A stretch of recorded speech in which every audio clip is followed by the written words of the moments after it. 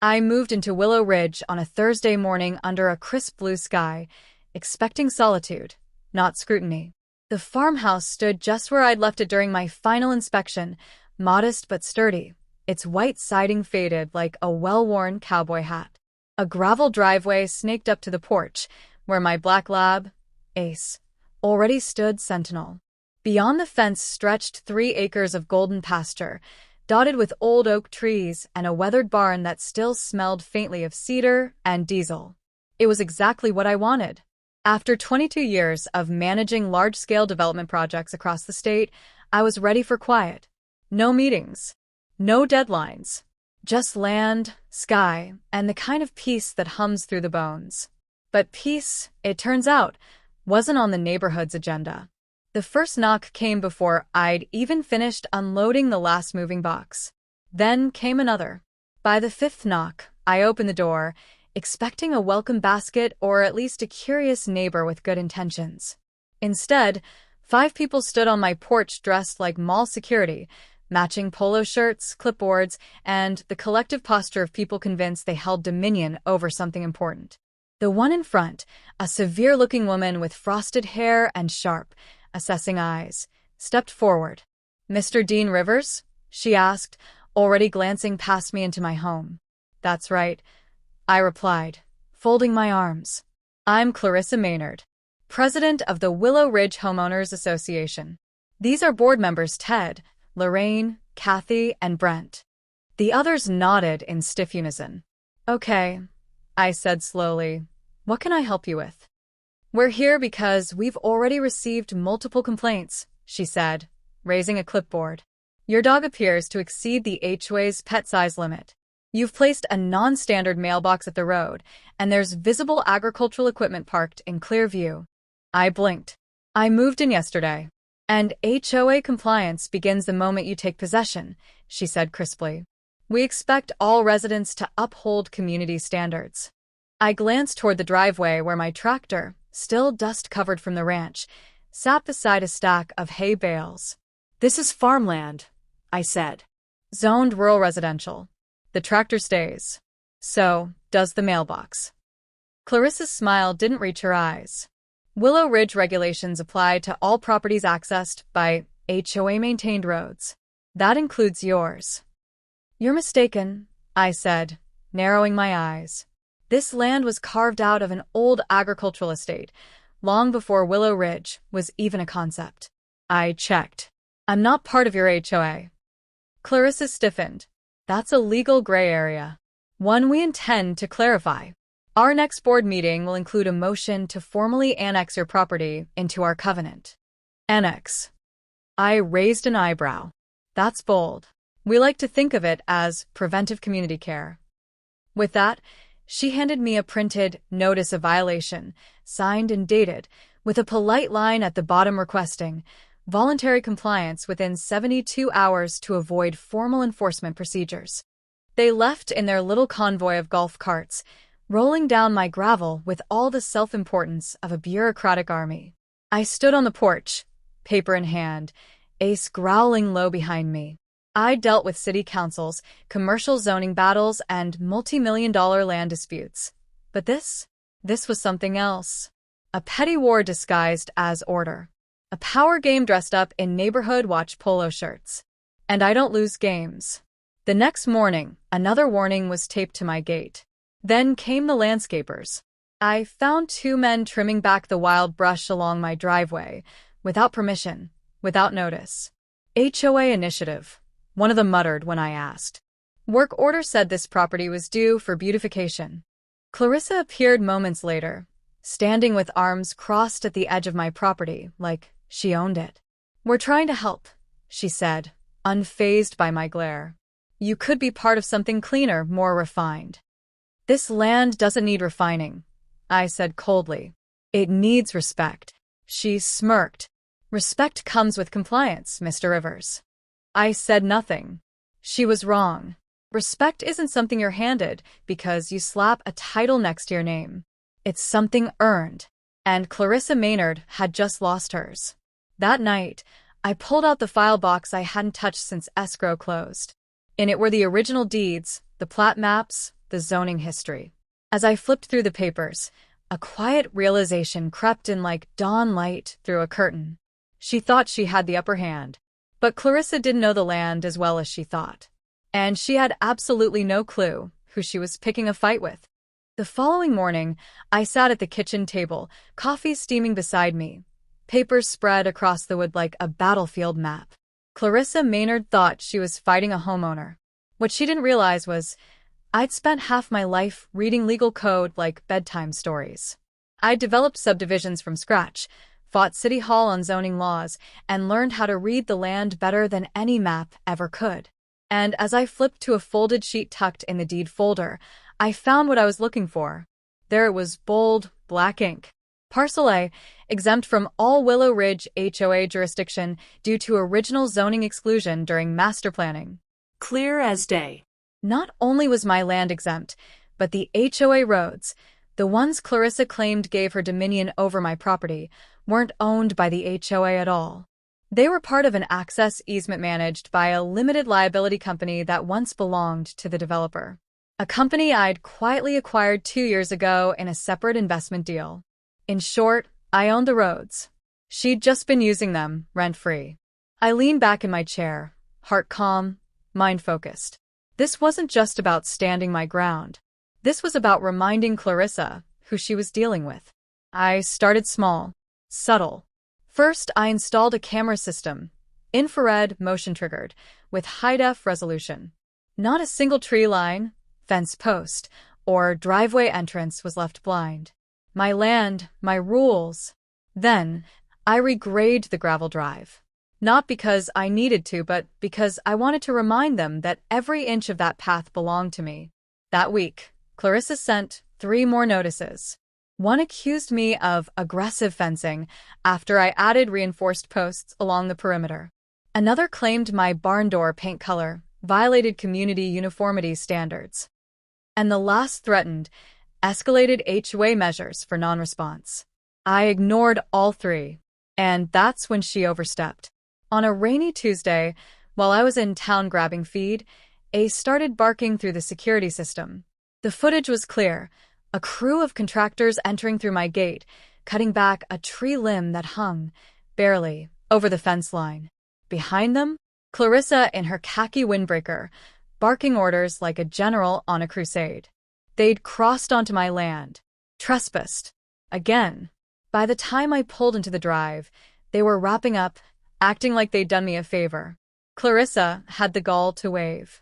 We're just cleaning up some hazards. That branch could have damaged one of our HOA patrol carts. You're on private property, I snapped. You're part of this neighborhood, she said, voice syrupy. You may as well start acting like it. I'm not part of your neighborhood. Clarissa's eyes glinted. We'll see what the county has to say.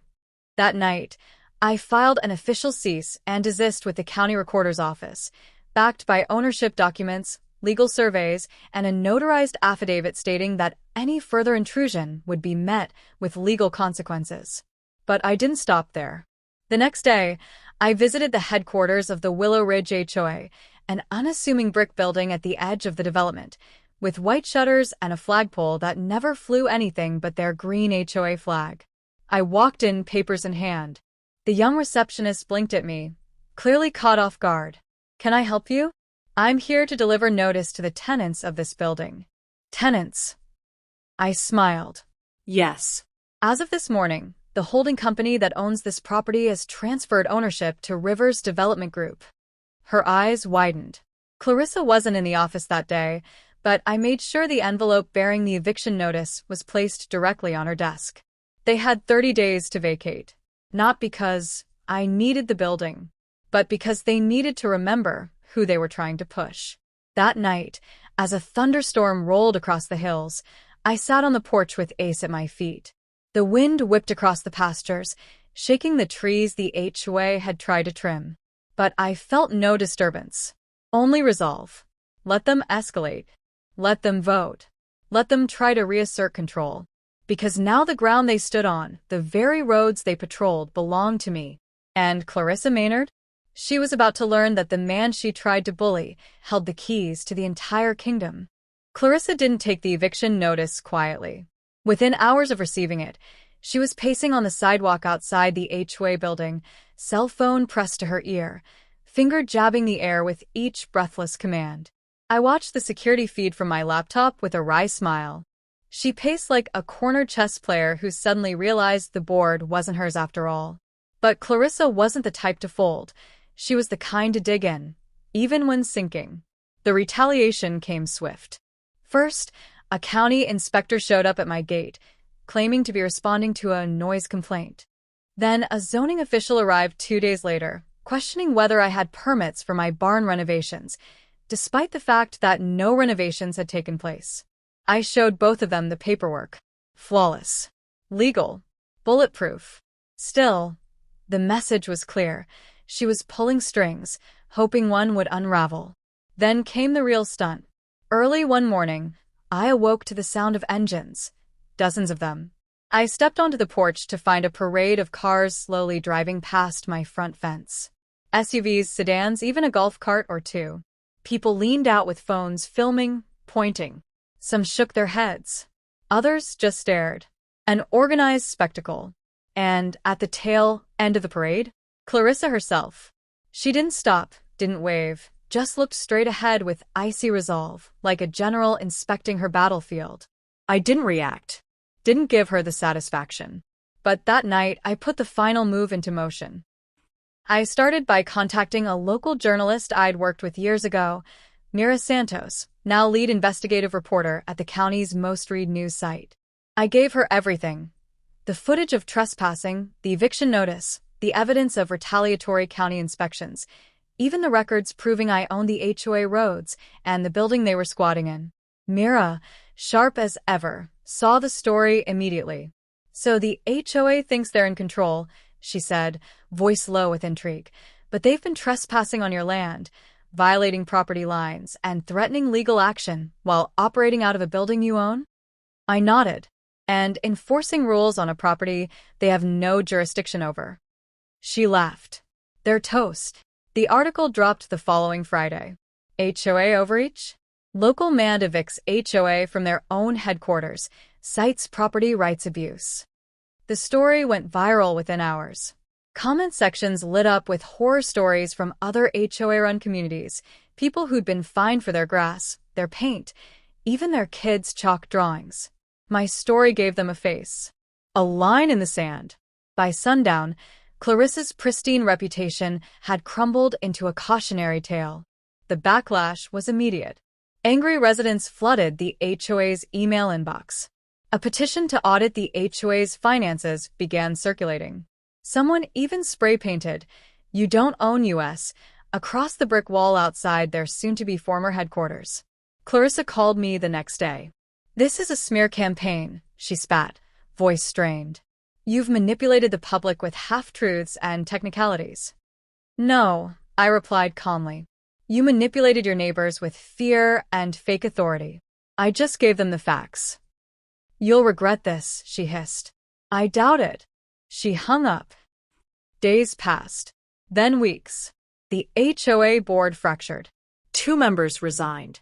One neighbor, Kathy, I remembered from the first porch visit, approached me at the feed store. "She's out of control," she whispered. "We thought the HOA kept the community strong, but now it just keeps people afraid." "Then maybe it's time you replaced her," I said. A week later, Clarissa was forced to step down. At the emergency board meeting, held in a borrowed church basement because they no longer had an office, the members voted unanimously to remove her as president. New leadership was elected, neighbors, not enforcers. People who'd had enough. And just like that, the kingdom Clarissa ruled with threats and citations turned to dust. Back at the ranch, peace returned in increments. No more inspections. No more warnings. No more slow parades past my gate. Instead, I started seeing something new. Neighbors waving. Families walking by with their kids. A few even stopped to ask about the community garden I was planning to plant near the edge of the fence. It felt like the neighborhood was finally breathing again. And me? I was just getting started. Clarissa thought the land gave her leverage. She never imagined the land would be her downfall. A month passed. Maybe more. Time started moving the way it always should on a ranch, measured by sunrise, rain, and the scent of earth after a long day's work. Clarissa Maynard disappeared from the neighborhood like a shadow at noon. No more golf cart patrols. No clipboard crusades. The HOA building she once ruled now housed a bakery called Maple and Clay, where neighbors gathered over coffee instead of citations. And the land? It flourished. I expanded the garden and opened the pasture for seasonal community use. Kids from the cul-de-sac helped plant pumpkins in the fall. Retirees brought compost and stories. One teenager even asked to build a chicken coop as part of his school project. Turns out, when people stop fearing rules, they start building roots. But just when I thought the storm had passed completely, one final chapter wrote itself. It was a mild Thursday when the new HOA president, Kathy, the same woman who once flanked Clarissa like a loyal second-in-command, knocked on my door. She looked different this time. Softer. Like someone who'd taken off a heavy coat. "I brought lemon bread," she said, holding up a tin foil-wrapped loaf. "Figured it was time I came by for the right reasons." I gestured her onto the porch, offered a seat, and poured 2 glasses of iced tea. She set the bread down, hands folded in her lap like a schoolgirl about to confess. "I wanted to thank you," she began, "for everything." "You're thanking the guy who evicted your HOA?" I asked, amused. She laughed. "Exactly that. You pulled back the curtain." We didn't realize how far Clarissa had gone. At first, we just wanted nice lawns and quiet streets. But somewhere along the way, we lost the point. "And what was the point?" I asked. "That neighbors are supposed to care, not control." We sat for a moment, watching as Ace trotted across the field chasing a butterfly like it owed him money. Then Kathy leaned in slightly. "We held a vote last week. Dissolved half the covenants. The rest? Optional. Voluntary. No fines. No threats." Smart move, I said. "But that's not why I came," she added. "There's something else." She reached into her bag and pulled out a rolled-up document. A new proposal. A draft of something called the Willow Ridge Stewardship Charter. A grassroots, HOA-free initiative focused on cooperation, transparency, and voluntary service. "I want your opinion," she said. "Maybe even your help drafting the legal framework. If you're willing." I looked down at the paper. Simple language. Honest intent. "I'll help," I said, "on one condition." "Name it." "No more presidents. No more fake royalty. Let the land lead." She smiled. Deal. Word spread. The new charter caught fire. People liked the idea of mutual respect over manufactured authority. Where Clarissa built fences, Kathy built bridges. And me? I kept doing what I always wanted to do, live simply, grow food, ride horses, and watch storms roll in without worrying who was going to file a complaint about the color of my barn. But sometimes, I'd still catch someone pausing at the end of my driveway, looking up at the hills, at the clean-cut rows of vegetables, the hand-painted signs offering eggs and produce. They weren't inspecting. They were admiring. Because something had changed, not just in the bylaws or the board, but in the people. They stopped being subjects of a system and started becoming stewards of a community. One evening, just before dusk, I stood near the barn repairing a hinge when a black SUV pulled up to the property line. The window lowered slowly. Clarissa, hair tied back. No clipboard. No entourage. Just her alone. She didn't step out. Didn't speak. But for a second, our eyes met and I saw it. Recognition. Not of defeat, but of clarity. She nodded once, then drove away. It was the quietest thing she'd ever done. I turned back to the barn, the wind stirring the hay at my feet. Ace nestled near the gate. The land had a rhythm again, not because we fought for control of it, but because we remembered who it belonged to. And in the end, it wasn't me or Clarissa or any board of self-important enforcers. It belonged to the people who lived on it. People willing to fight, yes, but also to forgive. To grow. To begin again. And maybe that's the real victory. Not power won, but peace reclaimed.